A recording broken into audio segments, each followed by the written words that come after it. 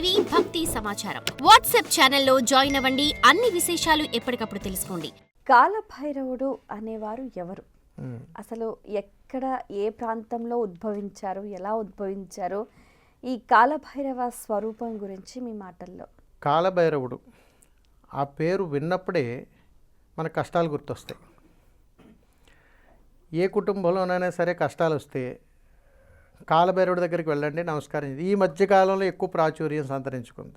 ఒకప్పుడు కాలభైరవుడి దగ్గరికి వెళ్ళాలి అని అంటే చాలా భయపడేవారు. అవును, మీరు గమనించండి, ఒక 20 సంవత్సరాలు 30 సంవత్సరాలకి, అంటే మేము విద్య ప్రారంభంలో ఉన్నప్పుడు కాలభైరవుడి దగ్గరికి వెళ్ళాలంటే చాలా భయం వేసేది. అమ్మో కాలభైరవుడు అనేటువంటి ఒక భావం కలిగేది, ఒక భయంకరమైన ఆకారం అని. కాలభైరవుడి ఎవరు? సాక్షాత్తు ఈశ్వరు సంకల్పంలో ఈశ్వరుడి యొక్క ఆరాంశంలో జన్మించినటువంటి స్వరూపమే కాలభైరవుడు. సృష్టికర్త ఈశ్వరుడే. అందుకని చాలా కొన్ని సందర్భాలలో శివపార్వతులు ఇద్దరూ కూడా లోక కళ్యాణార్థమై అనేక ధర్మకార్యాలు మన కోసం, మన బ్రతుకు కోసం, మన యొక్క విధానాల కోసం, ఈరోజు మనకి ఇచ్చినటువంటి ఆస్తి సంపదల్లో అనేక కార్యకలాపాల్లో ఒక సంకల్ప యుద్ధాలలో, అంటే ధర్మాన్ని పరిరక్షించేటువంటి కొన్ని యుద్ధాలలో అమ్మవారు సప్తమాత్రికలను సృష్టించినట్టుగా ఈశ్వరుడు కాలభైరవుని సృష్టించడం జరిగింది. సాక్షాత్తు ఈశ్వరుడే కాలభైరవంగా చెబుతుంటాం. కానీ లోకాన్ని ఫలానా అనేటువంటి విధానాన్ని పరిరక్షించగలిగేటువంటి విధానంలో ఇద్దరున్నారు. ఒకటి ఈశ్వర సంకల్పం అయితే, రెండవది ఆరాంశ సంకల్పం కాలభైరవుడు.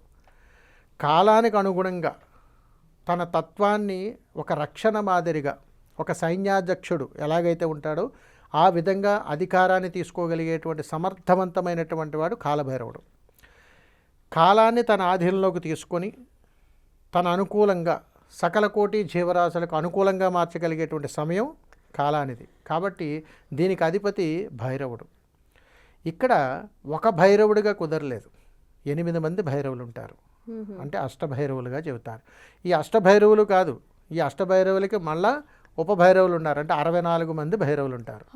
64 మంది భైరవులు కాదు, ఈ 64 మంది భైరవులకి ఉప పరివార కాలభైరవులు, అంటే 128 మంది సుమారు దేవతలు ఉన్నారు. వీళ్ళందరూ కాలభైరవులే. కానీ మనకి తెలుసున్నది కాలభైరవుడు మాత్రమే. ఏ కాలభైరవుడు? కాలభైరవుడి గురించి మనం వెళ్తే చాలా అద్భుతంగా వెళ్తాం, నమస్కారం చేసుకుంటాం. ప్రాంత విధానాలను బట్టి ఆయా క్షేత్రానికి పాలితులుగా ఉంటూ క్షేత్రాన్ని పరిపాలిస్తూ ఉగ్రభూతాలు ఏదైతే ఉన్నాయో ఇవన్నీ కూడా వచ్చి పట్టి పీడిస్తున్నటువంటి తరుణంలో శ్మశాన రుద్రుడైనటువంటి ఆయన అక్కడ తపశ్శక్తి చేస్తూ ఉన్నప్పుడు కాలభైరవ అవతారంలో వీనెక్కడుండి రక్షిస్తూ ఉంటాడు. కాబట్టి శివుడు ఈశ్వర సంకల్పంలో శివతాండం ఆడుతున్నప్పుడు ఊర్లోనికి మహమ్మారి వచ్చినప్పుడు కాలభైరవుడిగా సంకేతాలు వస్తుంటాయి, మనకు అరుస్తుంటారు. మహమ్మారి వచ్చింది, ఉగ్రభూతాలు వచ్చాయని చెప్పేసి మనకు ఈ సునకాలు అరుస్తూ ఉంటాయి. దాని యొక్క సంకల్ప విధానమే ఈ యొక్క కాలభైరవి యొక్క సంకల్పాలు మనం ఇప్పుడు ప్రస్తుతం చూస్తున్నవి. అందుకని క్షేత్రపాలితుడు ఒక క్షేత్రాన్ని పరిపాలించాలన్నా, పాలన చెయ్యాలన్నా, దాన్ని రక్షించాలన్నా ఒక అధికారి కావాలి.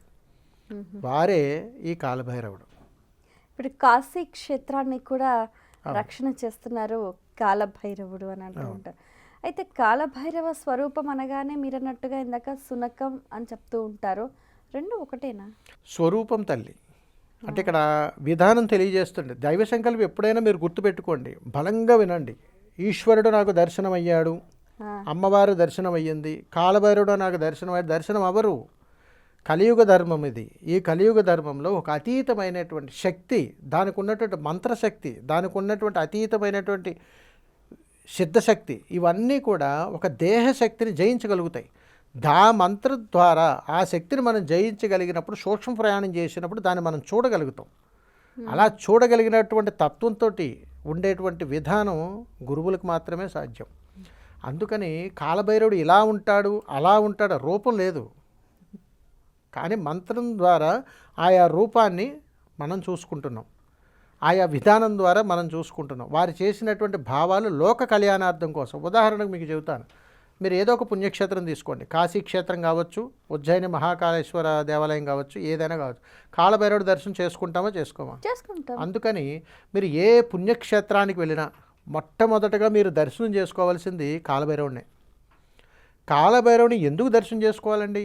నేరుగా వెళ్ళి ఈశ్వరుడికి నమస్కారం చేసుకుంటే పుణ్యం వచ్చేస్తుందంటే రాదండి. ఎందుకంటే ఒక మహాయజ్ఞం కోసం గృహం నుంచి మనం బయలుదేరి వెళ్ళి ఒక పుణ్యక్షేత్రంలో స్వామివారిని మనం దర్శనం చేసుకోవాలన్నా, అమ్మవారిని దర్శనం చేసుకోవాలన్నా అక్కడ క్షేత్రపాలితురాలు కానీ క్షేత్రపాలితుడు కానీ ఎవరైతే ఉన్నారో ముందు వాళ్ళ పర్మిషన్ తీసుకోవాలి. వాళ్ళ అనుగ్రహం ఇస్తే దర్శనం చాలా సుముఖంగా అయిపోతుంది.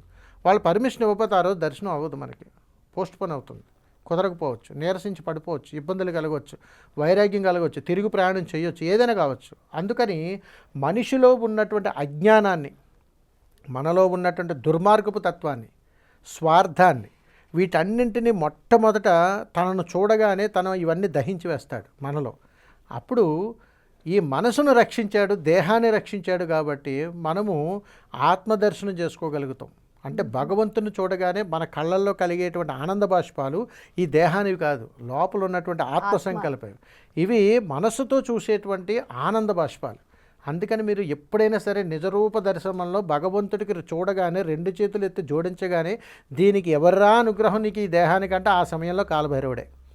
అలాంటి కాలభైరవుడు నిన్ను రక్షిస్తున్నాడు కాబట్టి అక్కడికి వచ్చేటువంటి అందరూ అనేక స్వభావాలతో ఉంటారు కాబట్టి ఎవరెవరికి ఏ అలవాట్లు ఉన్నా ఏ నివేదన ఇచ్చినా ఆయన తీసుకుంటుంటాడు. అందుకని నా శక్తి కొద్దీ నన్ను దీని నుంచి రక్షించవయ్యా అని అంటే అది ఇస్తారు, నన్ను ఇది రక్షించవయ్యా అంటే అది ఇస్తారు. అంటే ఒక్కసారి కాలభైరవుడికి ఆ నివేదన మనం ఇచ్చాము ఏదైనా అంటే దానిని మనం త్వజించినట్టే. ఆయనకి ఇచ్చాం కదా అని మనం స్వీకరించమని కాదు దాని అర్థం. చాలా పరమార్థాలు ఉన్నాయి. అందుకని తల్లి ఇప్పుడు మనం కోపంతో వెళ్తాం. ఇప్పుడు చాలా మీరు గమనించండి, వాడుక భాషలో చెబుతుంటాను. ఒక కుటుంబం నుంచి ఒక పుణ్యక్షేత్రానికి వెళ్ళాలని అనుకున్నారు. ఈ పుణ్యక్షేత్రానికి వెళ్ళడానికి భార్యాభర్తలు ఇరువులు చాలా వైరాలు జరుగుతాయి. నేను మొక్కుకున్నాను, మీరు వెళ్ళండి, నేను రాలేను అని ఇల్లు పొరుగు వాళ్ళని బతిమలాలు ఆడుకుని వెళ్తుంటారు.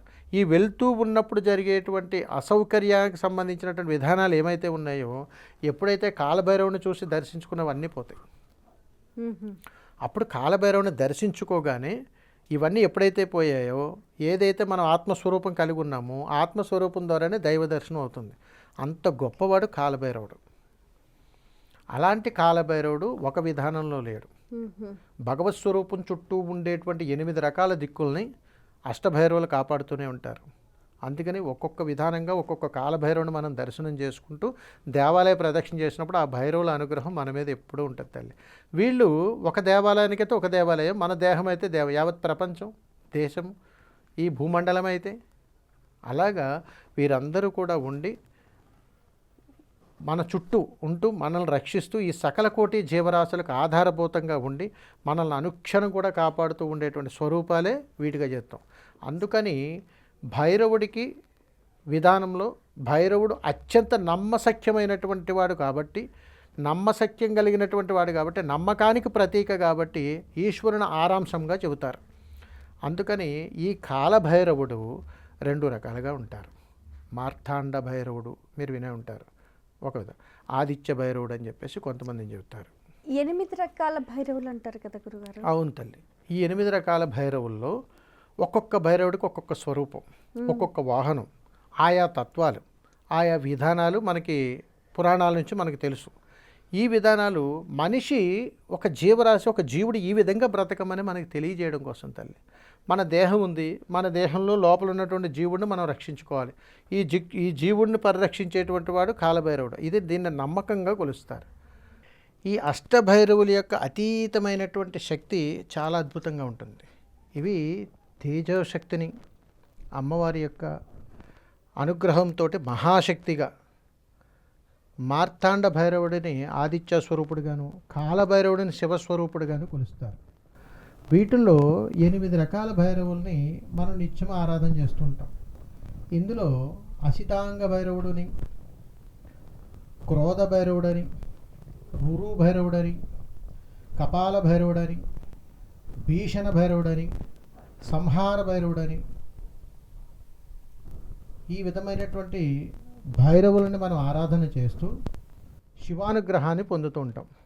ఏ క్షేత్రంలోనైతే ఒక్కొక్క క్షేత్రానికి ఒక్కొక్క భైరవుడు అధిపతిగా ఉంటాడు తల్లి. మనకి ఈ భైరవుడు ఇలా, ఈ భైరవుడు ఇలా. అందుకని ఈ భైరవుడి దర్శనం చేసుకోగానే మనం చూసేటువంటి భైరవ స్వరూపాలన్నీ కూడా ఉపకాల భైరవ దర్శనాలే. వాస్తవికంగా అష్టభైరవులని మనం దర్శనం చేసుకోగలిగితేనే కాలభైరవ దర్శనం అయినట్టు. అందుకని మీరు ఏ దేవాలయంలోనైనా చూడండి, ఎక్కడికైనా వెళ్తే కాలభైరవుడు అని అంటాం తప్ప ఫలానా కాలభైరవుడు అని అన్నారు. అందుకని మద్యాన్ని స్వీకరించే భైరవుడు వేరు, తీపి పదార్థాన్ని స్వీకరించే భైరవుడు వేరు, రక్తాన్ని స్వీకరించే భైరవుడు వేరు, అదేవిధంగా కారాన్ని నివేదనగా స్వీకరించే భైరవుడు వేరు, పుష్పాలు స్వీకరించే భైరవుడు వేరు. ఇలా ఉపకాల భైరవులనే మనం చూస్తుంటాం. అందుకని ఏ క్షేత్రంలోనైనా సరే ఊరి పొలిమేరల్లో కానీ క్షేత్రానికి వెలుపల కానీ ఉండేటువంటి స్వరూపాలన్నీ కూడా ఉపకాల భైరవులే. అందుకని ఈ అసితాంగ భైరవుడి నుంచి ఈ సంహార భైరవుడి వరకు కూడా 8 రకాల కాల భైరవులు వీళ్ళందరూ కూడా దేవాలయ క్షేత్రంలో ఏదో ఒక ప్రదేశంలో ఖచ్చితంగా ఉంటారు. అందుకని ఒక్కొక్క దిక్కుకి ఒక్కొక్క భైరవ స్వరూపం అధిపతిగా ఉండి ఆ క్షేత్రాన్ని కాపాడుతూ ఉంటాయి. అందుకని మనం చాలా సందర్భాల్లో వింటూ ఉంటాం, అష్టదిక్కులని, అష్టభైరవులని, అష్టమాతృకులని, అష్టభోగాలని, ఇలా అష్టసిద్ధులని, ఇలా ఏదైతే ఉన్నామో ఇవన్నీ కూడా 1 మళ్ళీ 8 అన్నిటికీ అన్ని రకాలైనటువంటి విధానాలు ఉంటాయి తల్లి. అందుకని మహాకాల భైరవ అనుగ్రహాన్ని మనం పొందాలి అంటే ఈ అష్టభైరవుల దర్శనం తప్పనిసరి. అందుకని ఏ క్షేత్రానికి వెళ్ళినా ముందుగా కాలభైరవుని దర్శనం చేసుకోమని చెప్తాం. కాలభైరవుని దర్శనం చేసుకోవడం అంటే శివస్వరూపాన్ని దర్శనం చేసుకోవడం అని పరమార్థం. For more videos like this, subscribe Big TV channel.